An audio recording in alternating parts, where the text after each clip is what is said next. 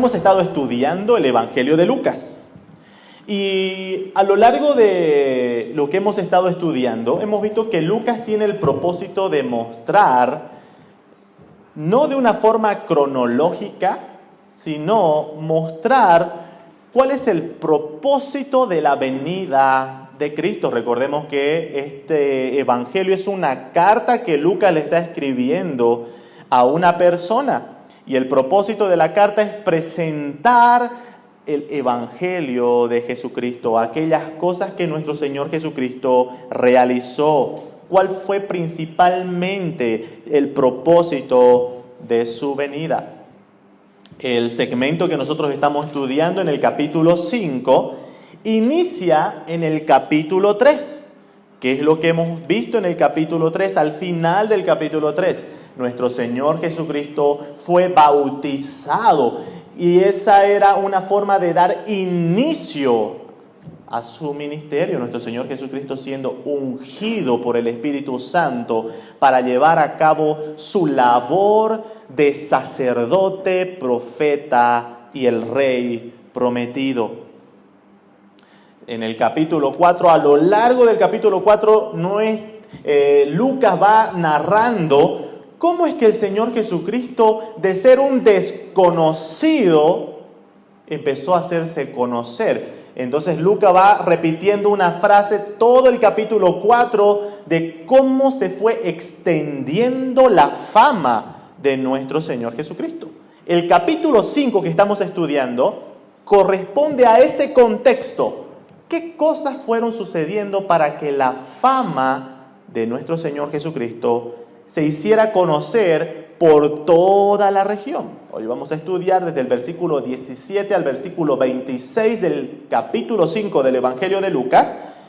Y vamos a estudiar en 3 puntos. Punto número 1, en busca de un milagro. Punto número 2, una declaración inesperada. Y punto número 3, Jesús revela quién es. Jesús revela su identidad. Vamos a empezar viendo nuestro punto número 1, en busca de un milagro. Vamos a la palabra de Dios, versículos 17 al 19, dice: Aconteció un día que él estaba enseñando y estaban sentados los fariseos y doctores de la ley, los cuales habían venido de todas las aldeas de Galilea y de Judea y Jerusalén, y el poder del Señor estaba con él para sanar. Y sucedió que unos hombres que traían en un lecho a un hombre que estaba paralítico, procuraban llevarle adentro y ponerle delante de él, pero no hallando cómo hacerlo a causa de la multitud, subieron encima de la casa, por el tejado le bajaron con el lecho, poniéndole en medio delante de Jesús. El versículo 17 nos va a ir contextualizando qué es lo que estaba pasando, qué es lo que va a ir desarrollando, aquellos detalles importantes en esta historia. Primeramente, Lucas empieza diciendo: aconteció un día. Como hemos dicho, Lucas no especifica si esto sucedió al día siguiente de sanar al leproso que estudiamos el domingo pasado.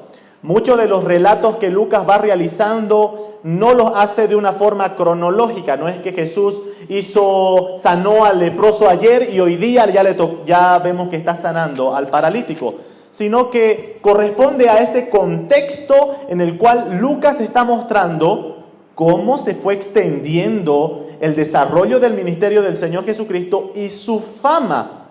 Si nosotros vamos viendo desde el capítulo 4, versículo 14, Lucas va a ir diciendo: Jesús volvió en el poder del Espíritu a Galilea y se difundió su fama por toda la tierra de alrededor.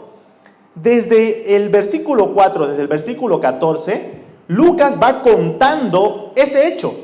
¿Cómo es que se difundió la fama del Señor Jesucristo? Y es por eso que empieza a narrar que empezó a hacer varias señales y milagros. Y en el versículo 37 del capítulo 4, vuelve a repetir ese detalle: y su fama se difundía por todos los lugares de los contornos. ¿Qué es lo que se difundía? ¿Qué es lo que se decía del Señor Jesucristo que se hizo tan famoso? Bueno, empezaron a decir, hay un hombre que está sanando a las personas, hay un hombre que enseña con autoridad. Entonces la fama empezó a correrse de voz en voz diciendo, hay alguien que está haciendo todos estos milagros. Entonces la fama, todos estos relatos de los milagros que va haciendo el Señor Jesucristo corresponde a eso, a ese contexto de cómo la fama se fue extendiendo del Señor Jesucristo. Pero al mismo tiempo, Lucas va a mostrar que si bien Jesús usaba los milagros, las señales que él hacía de sanidad, de expulsar demonios, si bien el Señor Jesucristo realizaba esas cosas, Lucas va a dejar en claro que no era lo principal de su ministerio. Jesús no vino únicamente a sanar a enfermos, no vino a hacer milagros únicamente, sino que Jesús tenía una principal labor en su ministerio. Por eso en el versículo 17 dice que aconteció un día que él estaba enseñando. Ese detalle también Lucas, tan solo en el versículo 4, lo va a repetir 3 veces. Por ejemplo, Lucas 4, versículo 15, va a decir que Jesús estaba enseñando en las sinagogas de ellos. Versículo 31 del capítulo 4, vuelve a decir que estaba en Capernaum, en otra ciudad, nuevamente enseñando en los días de reposo. Y lo más enfático que hace Lucas en el capítulo 4 es mostrar cuál era la principal razón por la cual el Señor Jesucristo realizaba su ministerio. Lucas 4, 42 al 44 dice: cuando era de día salió y se fue a un lugar desierto y la gente le buscaba, y llegando a donde estaba le detenían para que no se fuera de ellos. Pero él les dijo, esto es lo que Jesús tenía como lo principal de su ministerio: es necesario que también a otras ciudades anuncie el evangelio del reino de Dios, porque para esto he venido. ¿Cuál era el propósito del ministerio del Señor Jesucristo? Anunciar el evangelio del reino de Dios. No era hacer milagros, aunque la gente lo buscaba. ¿Por qué? Porque hacía milagros. Pero Jesús tenía claro que su principal ministerio era anunciar el evangelio del reino. En el capítulo 5 que estamos estudiando no es diferente. El versículo 1 ya nos muestra de que Jesús estaba enseñando la palabra y toda la gente se agolpaba, se unió una gran multitud para escuchar las enseñanzas de Jesús. Entonces Lucas nos muestra que Jesús estaba haciendo lo que siempre hacía: predicar el evangelio del reino. Estaba enseñando a las demás personas. Lucas en el versículo 17 nos sigue dando algunos detalles de esta historia. Nos dice que Jesús estaba enseñando, pero que había un auditorio especial. Habían personas especiales que estaban escuchando. Dice, estaban sentados los fariseos y doctores de la ley. Esta es la primera vez que Lucas menciona a los fariseos y a los doctores de la ley en su evangelio. ¿Quiénes eran los fariseos y los doctores de la ley? Bueno, los fariseos eran una secta religiosa de la religión judía. Y los fariseos eran considerados como una secta separatista. ¿Por qué? Porque excluían a muchos grupos o sectores. Los fariseos eran unas personas de la religión judía que hacían un énfasis especial en la pureza del pueblo de Israel, en la pureza del pueblo de Dios. Pero ellos no veían la pureza del pueblo de Dios en un sentido espiritual, en un sentido interno, sino que el énfasis que hacían los fariseos con respecto a la pureza era con un sentido externo. Por eso los fariseos hacían siempre énfasis en los ritos ceremoniales de la impureza. Le decían a las personas, no puedes comer sin lavarte las manos, porque entonces estás ya siendo impuro. No puedes juntarte con un gentil, porque de esa manera también eran considerados impuros. Hacían un énfasis por las ceremonias, por los ritos y tradiciones externas de la pureza. ¿Quiénes eran los doctores de la ley que menciona Lucas? A lo largo del Evangelio, a estos doctores de la ley también Lucas los va a presentar como los escribas. Estos eran los estudiosos de la ley, eran los maestros de la ley. Por eso el título, los doctores de la ley. Este grupo dice que se reunió de todas partes. Dice que vinieron de las aldeas de Galilea, de Judea y Jerusalén, para escuchar las enseñanzas de este tal Jesús que tanto se hablaba. ¿Se dan cuenta, hermanos, cómo la fama del Señor Jesucristo se fue extendiendo por todas partes? Que no solamente llegó al oído de las personas comunes y corrientes, por así decirlo, sino que también llegó al oído de los líderes religiosos de ese tiempo, de que hay alguien que está haciendo milagros y hay alguien que está enseñando de esta manera. Entonces los líderes religiosos de esa época dijeron, bueno, vamos a ir a escuchar qué es la enseñanza que tanto está moviendo a las multitudes. Otro detalle importante para esta historia, versículo 17, dice que, y el poder del Señor estaba con él, es decir, con nuestro Señor Jesucristo, para sanar.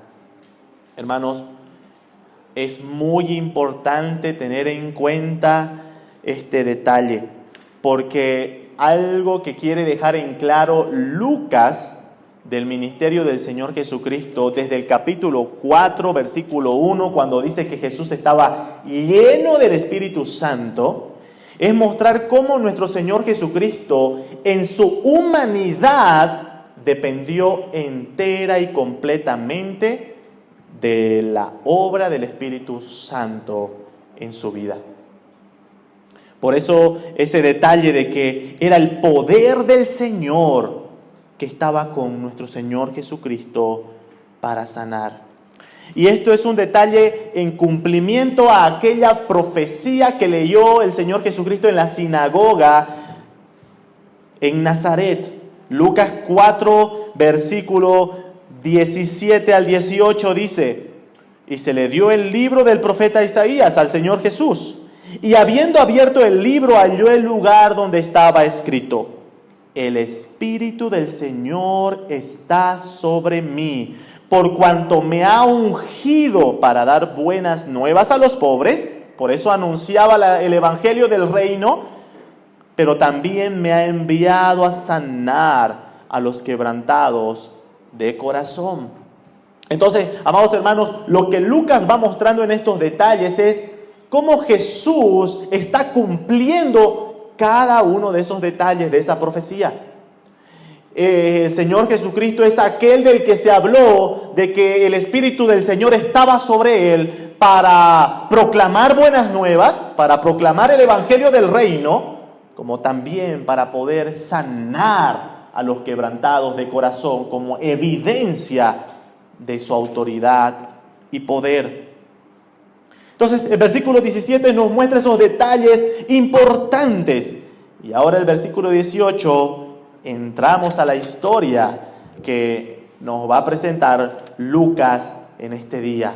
Y dice, y sucedió que en ese contexto en el cual Jesús estaba enseñando y estaban los doctores de la ley y los fariseos, sucedió que unos hombres que traían en un lecho a un hombre que estaba paralítico, procuraban llevarle adentro y ponerle delante de él.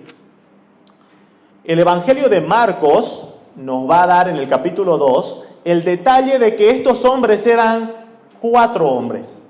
Eran 4 hombres. No se nos menciona si eran familiares o amigos del paralítico, pero sí nos dice que eran 4 hombres que traían consigo a un hombre paralítico. Ahora, esa palabra paralítico no se refiere simplemente a una enfermedad que consiste en la imposibilidad de caminar. No era alguien simplemente que tenía paralizadas las piernas. Probablemente el paralítico era alguien que tenía la incapacidad de hacer cualquier movimiento de sus extremidades. Era alguien que estaba completamente recostado en su lecho, en su cama. Era alguien que no podía hacer ningún movimiento por sí mismo. Ahora, nos dice que estos hombres, estos 4 hombres que traían al paralítico, tenían un objetivo claro al traer al paralítico. Versículo 18 dice que ellos procuraban llevarle adentro, donde estaba el Señor Jesucristo, y querían ponerle delante de Él. Los paralíticos, el paralítico y sus amigos o sus familiares que lo cargaban, tenían un objetivo claro: llegar delante de Jesús, estar a los pies de Cristo. Ahora, hermanos, hay que hacer una aclaración importante con respecto al objetivo claro del paralítico y sus amigos o sus familiares. Es que si bien ellos querían estar delante de Jesús, no se nos dice de que ellos estaban en busca de escuchar las enseñanzas de Jesús. Simplemente querían llevar al paralítico delante de Jesús. ¿No se nos hace difícil imaginarnos cuál era el propósito que tenían sus amigos, sus familiares, de poner a un hombre paralítico, a alguien enfermo, delante de alguien que tenía la fama de curar enfermos? ¿Cuál creen que sería el propósito de estas personas? Bueno, el propósito era que Jesús pueda sanar su dolencia. Tenían un objetivo claro, llevarlo delante de Jesús para que el Señor Jesús pueda realizar un milagro, como ya quizás habían escuchado muchas veces, de que Jesús podía hacerlo. Versículo 19. Había una dificultad para estos hombres y el paralítico. Dice verso 19, pero no hallando cómo hacerlo, es decir, no encontraron la forma de ingresar a la casa a causa de la multitud, subieron encima de la casa y por el tejado le bajaron en el lecho, poniéndole en medio delante de Jesús. Ahora estos hombres hicieron un esfuerzo tremendo para poder cumplir su objetivo, ¿verdad? Dice que encontraron tal multitud de personas que no pudieron ingresar dentro de la casa. Ahora, hermanos, esto que estamos leyendo no es algo fuera de lo común.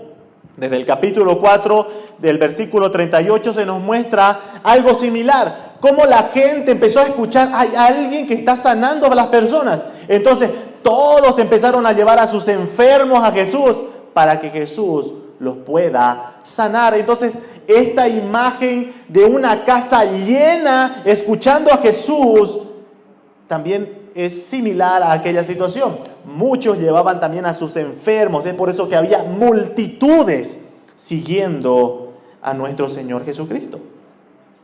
Ahora, hermanos, algo interesante es el esfuerzo que hicieron estos hombres. Ellos, al parecer, tenían una plena convicción de que Jesús tenía el poder para poder realizar ese milagro. Tenía el poder para poder sanar al paralítico. Quizás ellos escucharon y conocían algo de la fama de Jesús, de sus milagros, de sus señales. Es por eso que hicieron todo lo posible en sus manos para poder lograr su objetivo. Dice que se subieron encima de la casa, abrieron el techo y bajaron al paralítico. Entramos a nuestro segundo punto, una declaración inesperada. Amados hermanos, si bien estos hombres hicieron un esfuerzo tremendo, hay que hacer una aclaración importante. Versículo 20 dice que Jesús vio la fe de ellos. Ahora, muchos han dudado en cómo interpretar esta verdad. ¿A qué se refería con la fe de ellos? ¿Será que estas personas tenían fe de salvación en Jesucristo? ¿Será que estas personas fueron en busca de escuchar las buenas nuevas de salvación y perdón de pecados por medio del Señor Jesucristo a aquella casa? No, la fe descrita es una convicción, certeza de que Jesús tenía el poder para poder sanar al paralítico. ¿Cómo nosotros sabemos que estos hombres no buscaban otra cosa? ¿Cómo sabemos nosotros que estos hombres solamente veían a Jesús como aquel que podía hacer el milagro de sanar al paralítico? Porque si ellos creyeran que Jesús era más que simplemente alguien que sanaba a las personas, no solo hubieran bajado al paralítico, sino que ellos también se hubieran bajado y hubieran estado delante de Jesús para escuchar lo que tenía que decir. Pero solo al bajar al paralítico, los otros hombres estaban diciendo: te lo enviamos a este porque este es el único que tiene una necesidad. Porque este es el único que necesita de tu ayuda. ¿Se dan cuenta, hermanos, cómo veían al Señor Jesucristo? Lo veían simplemente como aquel que podía sanar a alguien. Aquel milagro que estas personas buscaban era un milagro externo, era un milagro de sanidad. Ahora, ¿cuál fue la respuesta del Señor Jesucristo al estar enseñando y de la nada ver caer a un hombre de arriba del techo? A sus pies. Paralítico ahí echado delante de sus pies. ¿Cuál fue la reacción del Señor Jesucristo? Verso 20. Al ver él la fe de ellos, le dijo: hombre, tus pecados te son perdonados. ¿Cuál creen que haya sido la reacción del paralítico y la reacción de los hombres que lo llevaron al paralítico? Después de todo el esfuerzo, después de haber traído quién sabe de qué distancia al paralítico alzado, después de haber llegado a la casa y encontrar que estaba llena, subirse al techo, darse el trabajo de abrir el techo, con fuerza bajar al paralítico a los pies de Jesús, con la esperanza de que el Señor Jesús tan solo con mirarlo o tocarlo o decir una palabra lo sanase. Pero el Señor Jesús, la palabra que pronuncia es: tus pecados te son perdonados. Algo inesperado y quizás algo decepcionante para estos hombres que iban con otra intención, con otro propósito delante del Señor Jesucristo. Y hermanos, ¿saben qué? Muchos han usado este pasaje para intentar demostrar y decir: ven, de esta forma igual el ser humano pecador puede ir en busca de Jesús por el perdón de sus pecados. Pero la realidad es que ni el paralítico ni los otros hombres estaban en busca del perdón de sus pecados. Ellos fueron en busca simplemente de un milagro de sanidad. Y amados hermanos, esa realidad no ha cambiado en este tiempo. Las personas no buscan a Dios, simplemente buscan una solución a sus problemas externos. Buscan una solución a sus necesidades de este mundo. ¿Cuántas personas han ido a la iglesia solamente porque tenían problemas económicos y estaban en una crisis profunda y fueron a la iglesia buscando una solución a aquel problema? Y tristemente hay quienes aprovechan de aquella necesidad de las personas y ofrecen falsas esperanzas diciendo: ven, que Dios te va a solucionar los problemas económicos. ¿Cuántas personas han ido a la iglesia buscando a través de una enfermedad, a través de una crisis de salud familiar, buscando alguna esperanza? Pero la realidad es que las personas no buscan a Dios, como dice el apóstol Pablo en Romanos capítulo 3, sino que simplemente buscan una solución a esos problemas. Bueno, hermanos, estos hombres no fueron en busca del perdón de sus pecados. Estos hombres no tenían ninguna intención de que el paralítico fuese perdonado de sus pecados. Ellos solamente querían que el paralítico vuelva a andar, ¿verdad? Y el Señor Jesús les dice: tus pecados te son perdonados. Amados hermanos, hoy en día, tristemente, consideramos un milagro solamente a aquellas manifestaciones externas.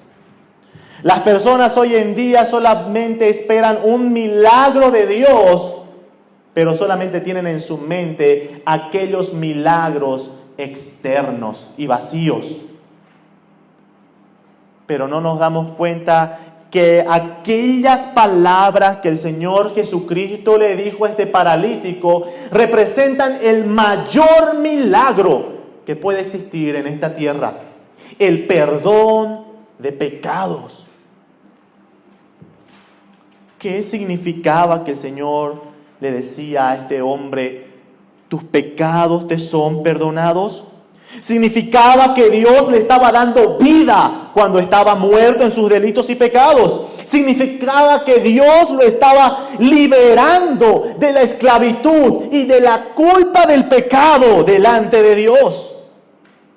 Y algo interesante, hermano, que nos muestra el carácter de Dios en la salvación, es que el Señor Jesucristo lo estaba perdonando de sus pecados, aun cuando el paralítico nunca, ni de las otras personas, fue su intención buscar el perdón de Dios. Y eso nos muestra una realidad de la salvación, que la iniciativa de la salvación siempre es de Dios. Recuerda, hermano, hermana, si tú conociste al Señor, no fue por tu ardua búsqueda del Señor, sino fue porque Él tuvo misericordia de ti y te encontró cuando estabas lejos y muerto en tus delitos y pecados. El paralítico ni las personas que lo llevaron no tenían ninguna intención de escuchar aquellas palabras, de escuchar la absolución de sus pecados. Pero fue una iniciativa de Dios salvarlo. Fue por pura gracia y misericordia de Dios. Otra verdad que nos enseña este pasaje, mi amado hermano, hermana, es que el Señor conoce cuál es verdaderamente nuestra mayor necesidad. Quizás tú en esta mañana te encuentras aquí pensando en muchas necesidades, preocupaciones, problemas que tienes en tu vida. Y puede que una de las razones por la que hayas venido acá es en busca de una posible solución ante una de esas dificultades que estás atravesando. Pero déjame decirte que nuestro Dios conoce cuál es verdaderamente tu principal necesidad. Y la principal necesidad del hombre es que está muerto, que está apartado de Dios, que está esclavo del pecado, que está separado de la gloria de Dios.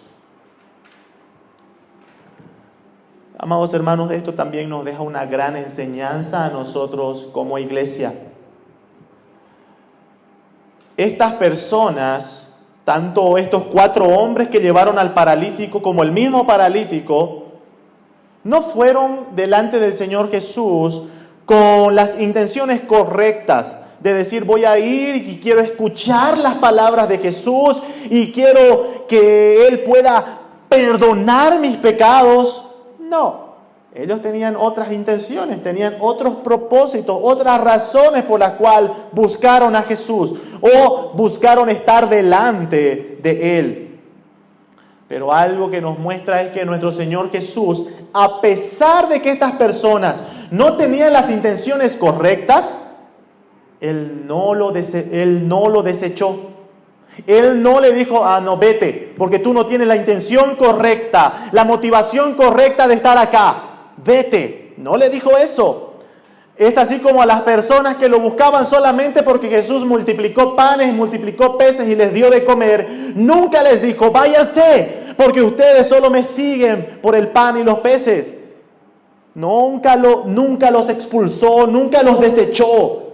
Al contrario, nuestro Señor Jesucristo tuvo misericordia de ellos y les presentó el Evangelio del reino. Y aprovechó aquella circunstancia para mostrarle y presentarles cuál es su condición delante de Dios y cuál es su necesidad principal. Amados hermanos, ¿de qué manera esto nos enseña a nosotros como iglesia? Bueno, mis hermanos, de igual forma no esperemos que todos los que vienen aquí a la iglesia lo hagan con las razones o intenciones correctas. No esperemos que las personas vengan con el motivo de buscar el perdón de Dios, porque la Biblia nos dice de que no hay quien busque a Dios. Muchos van a venir aquí a la iglesia buscando todo tipo de soluciones a todo tipo de sus problemas que están viviendo. Pero igual que hizo nuestro Señor Jesucristo, seamos sabios y no desechemos a aquellas personas que vienen aquí quizás con motivaciones e intenciones incorrectas, sino que seamos sabios y aprovechemos aquella ocasión para presentarles cuál es su necesidad principal y poder presentarles el Evangelio del reino, el Evangelio de Jesucristo. Entramos a nuestro punto 3. Jesús revela quién es. Jesús revela su identidad. Versículo 21 dice: entonces los escribas y los fariseos comenzaron a cavilar diciendo: ¿quién es este que habla blasfemias? ¿Quién puede perdonar pecados sino solo Dios? Bueno, los fariseos y los escribas que estaban presentes en aquel milagro, milagro para nosotros que entendemos lo que significa el perdón de pecados, pero para ellos aún no significaba ningún milagro. Pero ellos escucharon simplemente a un hombre decir a otro: tus pecados te son perdonados. Entonces los fariseos y los doctores de la ley que conocían las escrituras empezaron a hacerse preguntas diciendo: ¿quién es este? La Biblia dice que solo Dios puede perdonar pecados. ¿Y este está diciéndole: tus pecados te son perdonados? El dilema era sobre la identidad del Señor Jesucristo. Y este va a ser el dilema a lo largo del ministerio del Señor Jesús. ¿Quién es este? ¿Cuál es la identidad verdadera de este que perdona pecados o que dice perdonar pecados? Y los fariseos y los escribas van a presentar solamente dos opciones de la identidad de Jesús. O Jesús es verdaderamente Dios, porque solo Dios puede perdonar pecados, o es simplemente un hombre blasfemo que está atribuyéndose cosas que no le pertenecen. Hermanos, no existe término medio. Hoy en día hay quienes dicen: Jesús no es Dios, pero Jesús sí fue una buena persona. Jesús sí fue un buen maestro. Jesús sí fue un buen ejemplo. Amados hermanos, no existe eso. O es Dios o es un hombre blasfemo. Porque Jesús hacía y se atribuía cosas que solamente le pertenecen a Dios. Perdonar pecados es algo que solamente puede hacer Dios, nadie más. Y Jesús estaba perdonando los pecados de este hombre. Entonces, amados hermanos, los fariseos se encontraron con ese dilema: o este es verdaderamente Dios o es un hombre blasfemo. ¿Cuál fue la respuesta de los fariseos? ¿Cuál fue el punto al cual ellos llegaron? La conclusión. Bueno, ellos tristemente declararon a Jesús como un hombre blasfemo. Ellos dijeron a lo largo de la palabra, del Evangelio de Lucas, vamos a ir viendo cómo nuestro Señor Jesucristo fue considerado como un blasfemo, como un simple hombre que se atribuía cosas, facultades que solo le corresponden a Dios. ¿Y saben qué, hermanos? En Levítico capítulo 24, versículos 10 al 16, la ley decía que un hombre blasfemo debía morir. ¿Saben qué, queridos hermanos? Esa fue la razón por la cual el Señor Jesucristo al final fue crucificado, porque lo condenaron como blasfemo. Por eso en aquel juicio, cuando estaban delante del sumo sacerdote, y el sumo sacerdote le pregunta: si eres el Cristo, dinos. Y el Señor Jesucristo les dijo: yo soy. Os lo he dicho y vosotros no creéis. Y el sumo sacerdote rasgó sus vestiduras y dijo: ¿Qué más evidencia necesitamos? Aquí tenemos a un hombre blasfemo. Y fue sentenciado a la cruz. Amados hermanos, tristemente el hombre natural, cuando está cegado por sus pecados, es incapaz de ver a Cristo con ojos espirituales. Y vemos a Cristo simplemente con ojos naturales. Vemos a Cristo no como lo que en realidad es, simplemente lo vemos como un buen hombre, como un gran ejemplo, como a un buen maestro, pero no lo vemos como lo que verdaderamente es. En 1 Corintios 2:14 el Señor Jesucristo, el apóstol Pablo va a hablar sobre esas dos realidades en las que viven el Hijo de Dios y el hombre natural.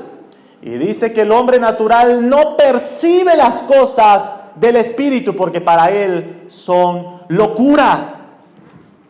Para los fariseos era una locura pensar de que ese hombre que tenían enfrente era Dios. No podían verlo. Era locura para ellos. Igual el apóstol Pablo en 2 Corintios 5:16 va a decir que nosotros en otro tiempo conocimos a Jesús según la carne. Versículo 16 del capítulo 5 de 2 Corintios dice: de manera que nosotros de aquí en adelante a nadie conocemos según la carne, y aun si a Cristo conocimos según la carne, ya no lo conocemos así. En algún tiempo, hermano, ¿usted se acuerda qué es lo que pensaba de Jesús antes de creer en el Evangelio de Jesucristo? Creía que Jesús simplemente era alguien que era un buen maestro, que vino a darnos un ejemplo de cómo vivir, de darnos lindas enseñanzas, y pare de contar. Simplemente un conocimiento según la carne. Pero el apóstol Pablo dice: nosotros en otro tiempo también teníamos ese conocimiento según la carne. El apóstol Pedro en su primer carta, 1 Pedro capítulo 2, versos 7 al 8, va a mostrar las diferencias de cómo ven los creyentes y cómo ven los incrédulos a Cristo. De él dice 1 Pedro 2:7, para vosotros, es decir, para ustedes los creyentes, pues los que creéis, Él, Jesucristo, es precioso. Pero para los que no creen, verso 8, piedra de tropiezo y roca que hace caer porque tropiezan en la palabra. ¿Se dan cuenta cuán diferente? Tenemos a una misma persona, pero que es observada de dos formas distintas. Para el incrédulo, ven a Cristo, piedra de tropiezo, piedra de desecho. Es por eso que hoy en día el mundo pecador rechaza a Cristo, porque lo ven simplemente como una piedra, como un estorbo a sus vidas. Hermanos, tristemente esa es la percepción que tiene el ser humano natural. Ven a Cristo como un estorbo a sus vidas. Así es la conclusión a la que llegaron los fariseos y los escribas. Vieron a Jesús perdonando pecados y ellos dijeron: este hombre es blasfemo. Este hombre es blasfemo. En ningún momento se les pasó por la mente que Jesús era aquel verbo encarnado, sino que pensaron simplemente según la carne. Verso 22 y 23. Nuestro Señor Jesucristo, volvemos a Lucas capítulo 5, nuestro Señor Jesucristo, que conoce los pensamientos, Versículo 22. Jesús entonces, conociendo los pensamientos de ellos, respondiendo les dijo: ¿qué caviláis en vuestros corazones? ¿Qué es más fácil decir: tus pecados te son perdonados, o decir: levántate y anda? Nuestro Señor Jesús revela lo que había en sus pensamientos. Lo que decían los fariseos era lo siguiente: claro, es fácil decir tus pecados te son perdonados. Para los fariseos, eso que Jesús estaba haciendo simplemente era decir: cualquiera puede hacerlo. Cualquiera puede decir tus pecados te son perdonados. Porque no hay forma de comprobar que verdaderamente esté perdonando pecados. Por eso es fácil.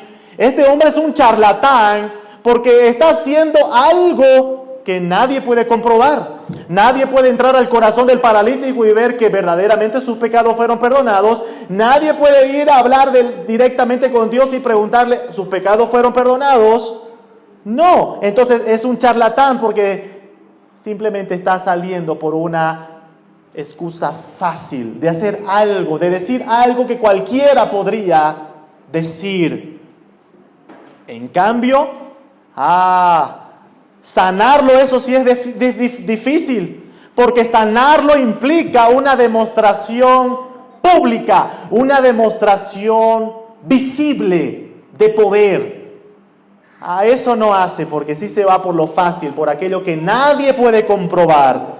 Entonces nuestro Señor Jesucristo, conociendo sus pensamientos, conociendo sus intenciones, Él dice: con que ustedes dicen que es más fácil decir tus pecados te son perdonados que decirle levántate y anda.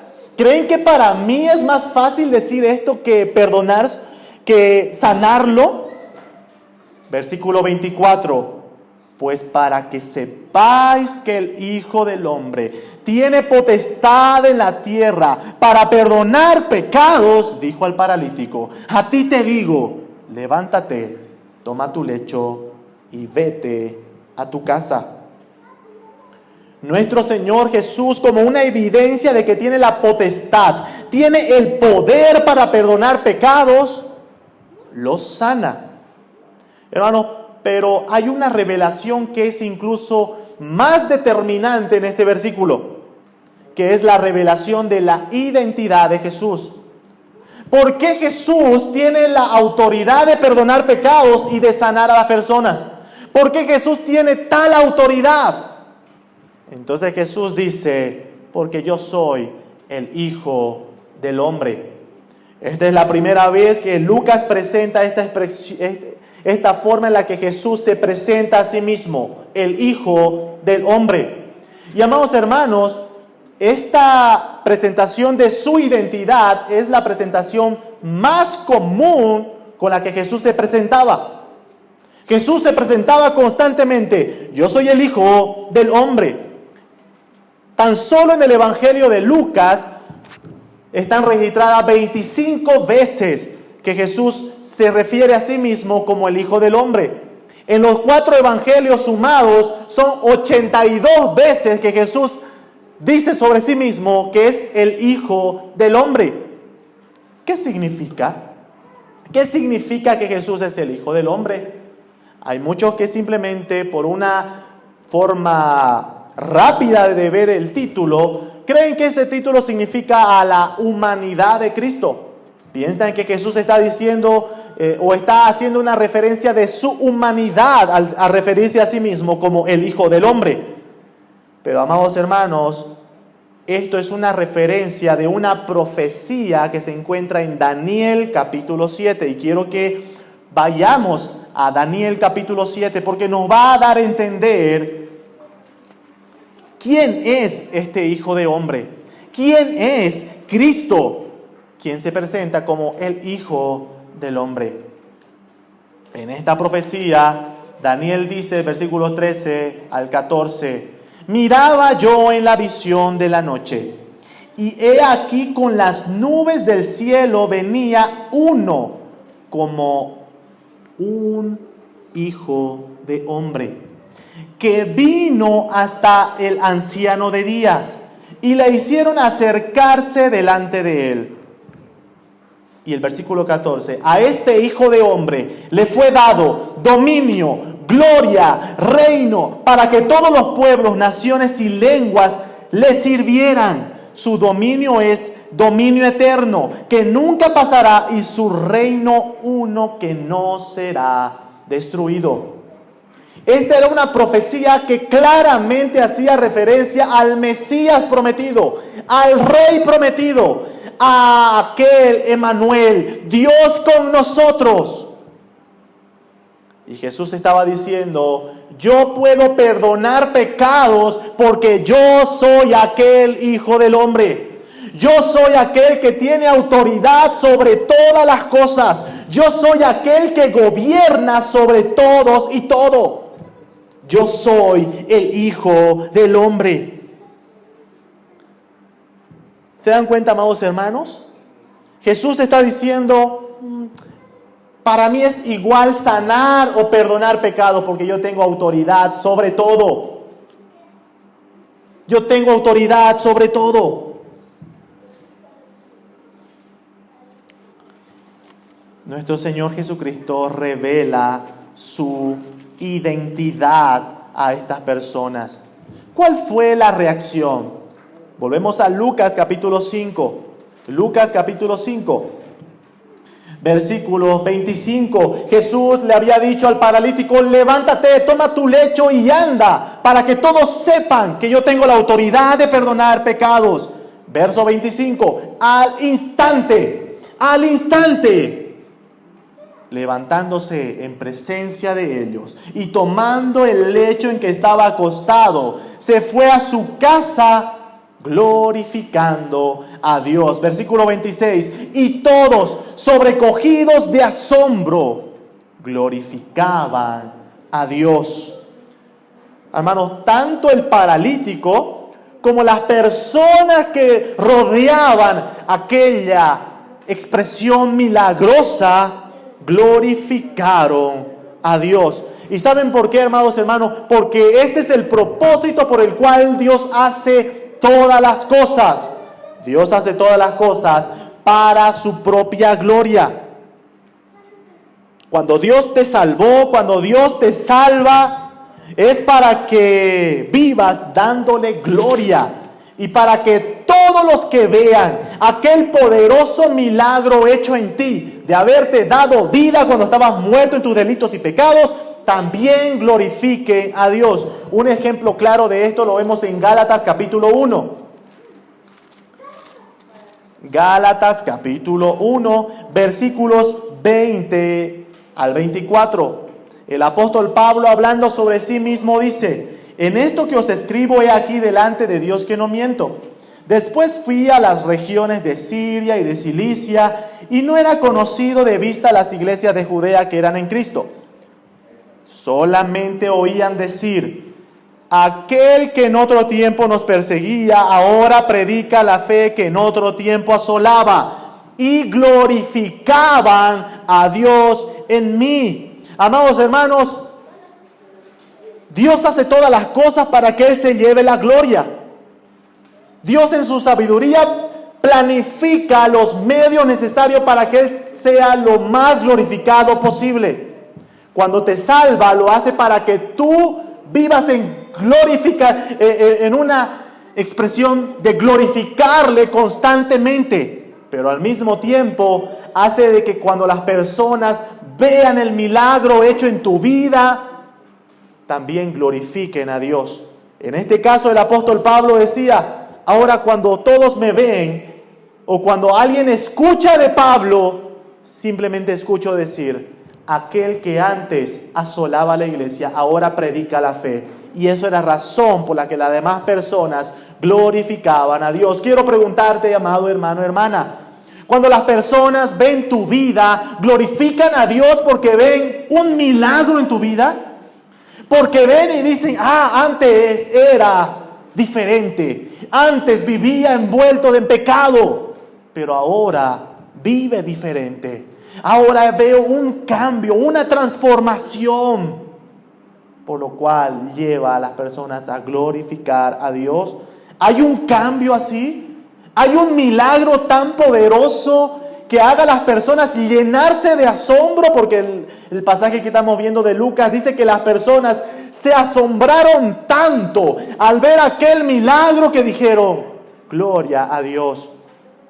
Cuando las personas ven el cambio, la transformación que Dios hace en ti luego de salvarte, ¿se asombran? ¿O dicen, yo no veo ninguna diferencia?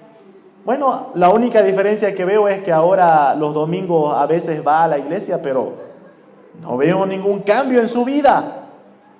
Oh, amado hermano, hermana, seamos medios por los cuales Dios sea glorificado. Dios nos salva con ese propósito, para que seamos para la gloria de la alabanza de su gracia. Último detalle que presenta Lucas. Dice que todos se llenaron de asombro, todos glorificaban a Dios y estaban llenos de temor, llenos de temor. Hermanos, esta expresión de temor es la misma reacción de Pedro cuando al inicio del capítulo 5 le dice al Señor Jesucristo, apártate de mí, Señor, porque soy hombre pecador. Al contemplar la identidad de Cristo, de igual forma, amados hermanos, estos hombres quedaron asombrados y llenos de temor al contemplar a este Hijo de Hombre, a aquel que tiene toda autoridad. Amados, ¿y saben qué? El temor es aquello que nos lleva, es aquello que nos impulsa a glorificar a Dios. Sin temor, hermanos, sin un temor reverente a Dios, no vas a poder vivir una vida que glorifique a Dios. Eclesiastés capítulo 12. Eclesiastés capítulo 12, versículo 13. Si usted quiere saber cuál es el resumen de todo el libro de Eclesiastés, el resumen es este, versículo 13. El fin de todo el discurso oído es este: teme a Dios y guarda sus mandamientos, porque este es el todo del hombre. Hermano, hermana, cuando contemplamos la identidad, la verdadera naturaleza de quién es Cristo, debemos caer rendidos en temor reverente a Dios. Y ese temor reverente nos lleva a glorificarle. ¿Cómo le glorificamos? Aquí el predicador de Eclesiastés nos dice, guardando sus mandamientos, obedeciéndole. Y este es el todo del hombre. Para esto ha sido salvado. Para vivir en obediencia, para vivir dándole gloria a Dios y para que seas un medio por el cual las demás personas, al ver el milagro de Dios hecho en tu vida, también glorifique a Dios. Aplicaciones para terminar esta mañana. Número 1. Si el propósito del Señor Jesús era anunciar el evangelio del reino, si el propósito principal de su ministerio era predicar las buenas nuevas de salvación, hermanos, ese debe ser también el propósito principal de esta iglesia. Este debe ser el propósito principal de cada uno de sus hijos. No estamos llamados, hermanos, a hacer otras cosas que no, o que oculten o opaquen el propósito principal: predicar el evangelio del reino. Y quiero decirte a ti, amigo, amiga, que nos visitas, ¿cuál es el propósito por el cual estás aquí? Bueno, quizás estás atravesando dificultades o estás en busca de alguna solución o apoyo a algún problema que estés pasando. Quiero decirte que Dios conoce todas esas necesidades que estás atravesando, pero principalmente Dios conoce tu principal necesidad, el problema mayor. Y aunque tú no hayas venido con esa intención, quiero decirte que tu problema principal es tu problema delante de Dios por tu pecado. No todos son hijos de Dios. No todos forman parte de la familia de Dios. Al contrario, la palabra de Dios nos dice que por nuestro pecado estamos lejos, apartados de la gloria de Dios. Somos considerados enemigos de Dios. Pero quiero decirte que hay un mensaje de misericordia para todo aquel que cree en Cristo. Hay perdón de pecados, como aquel hombre paralítico que quizás no buscaba aquello, pero Dios lo miró con misericordia. Quiero decirte que hay perdón para todos tus pecados. Si tan solo ves con los ojos de la fe a aquel que en aquella cruz derramó su sangre en pago de tu culpa y condenación. Ve a los pies de Cristo, clama por perdón y misericordia, y Dios te perdonará, porque ya pagó Cristo en la cruz para saldar la deuda de todo aquel que cree en Él. Si tú eres creyente, amado hermano, hermana, y has sido salvado, quiero decirte que has sido salvado con un propósito especial. Has sido salvado para la gloria de Dios, para que en tu vida glorifiques a Dios, para que tu vida sea el centro Dios. Ya no vives para satisfacer tus deseos. Ahora el creyente debe vivir para obedecer a Dios, honrarle, y de esta manera que su nombre santo sea glorificado. Oremos.